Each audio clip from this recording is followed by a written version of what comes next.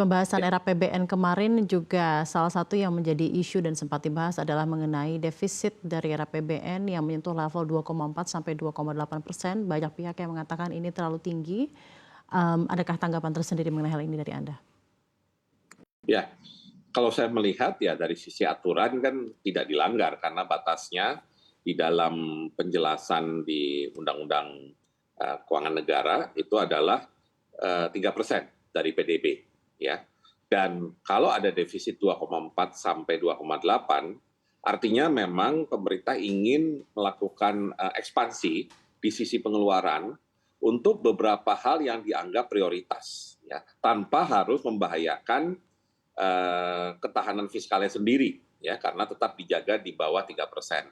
Namun lebih dari itu sebenarnya yang selain defisit terhadap maksudnya rasio defisit anggaran terhadap PDB, ada satu hal lagi yang barangkali lebih juga perlu menjadi perhatian di dalam setiap pembahasan APBN, yaitu kemampuan pemerintah membayar cicilan atau bunga utang terhadap total dari APBN itu sendiri yang sering terhadap total penerimaan di dalam APBN itu yang sering disebut sebagai debt service ratio. Nah, tentunya yang harus kita jaga juga selain bagaimana agar bagaimana agar defisit terhadap PDB itu bisa dijaga, itu adalah menjaga agar debt service ratio memungkinkan kita mempunyai ruang fiskal yang besar. Jadi sebenarnya Oke. kemampuan APBN untuk menggerakkan pertumbuhan itu datangnya dari fiscal space. Dan ruang fiskal itu akan sangat dipengaruhi dengan pengeluaran pemerintah untuk membayar sesuatu yang terkait utang, baik itu terutama bunga dan cicilan. Hmm. Jadi memang harus dialokasikan kepada hal-hal yang produktif ya Pak ya? Ya, dan itu datangnya dari fiscal space. Oke Pak. Tapi bagaimana menurut Anda dengan adanya program-program yang akan menjadi prioritas pemerintahan ke depannya seperti makan siang gratis, pembangunan IKN yang akan terus berlanjut. Apakah gerak ruang fiskal akan semakin terbatas Pak menurut Anda? Ya, tentunya kita harus melakukan dari dua sisi ya. Kalau kita ingin mempunyai prioritas di dalam spending anggaran kita. Yang pertama adalah bagaimanapun APBN itu akan sangat bergantung kepada penerimaan. Dan sumber penerimaan kita mau tidak mau akan bergantung kepada pajak. Nah, yang barangkali akan membuat kita itu susah bergerak dan fiscal space kita menjadi tidak terlalu besar adalah kalau tax ratio kita kurang besar. Ya. Tax ratio kita yang 10% dan barangkali kita kurang bagus ya dibandingkan tetangga kita di ASEAN, barangkali itu harus menjadi pemicu utama. Bagaimana caranya agar sumber penerimaannya sendiri besar.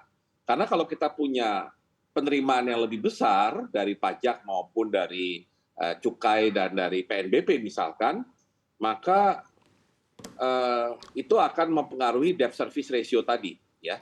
Karena kan debt service ratio itu di sisi penyebutnya itu adalah penerimaan dari penerimaan negara, ya, penerimaan total.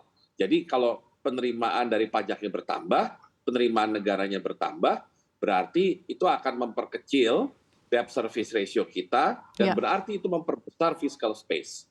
Dan itulah yang kita nanti harapkan untuk bisa membiayai beberapa prioritas program tadi. Ya. Oke. Di samping tentunya kita harus melakukan realokasi dari anggarannya sendiri Oke. supaya anggaran-anggaran untuk yang tidak terlalu prioritas bisa diarahkan untuk yang dianggap lebih prioritas. Dan adjustment realokasi anggaran itu akan dilakukan secara berkala ya Pak dalam hal ini?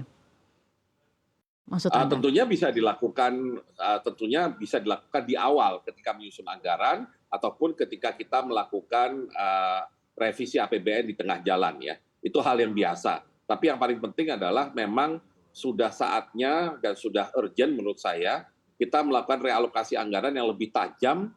Yang pertama, anggaran harus bisa mencerminkan perencanaan itu sendiri ya agar perencanaan yang sudah dibuat bisa tercapai. Dan kedua, anggaran itu harus bisa menuju prioritas yang harus bisa mendukung prioritas yang lebih tajam.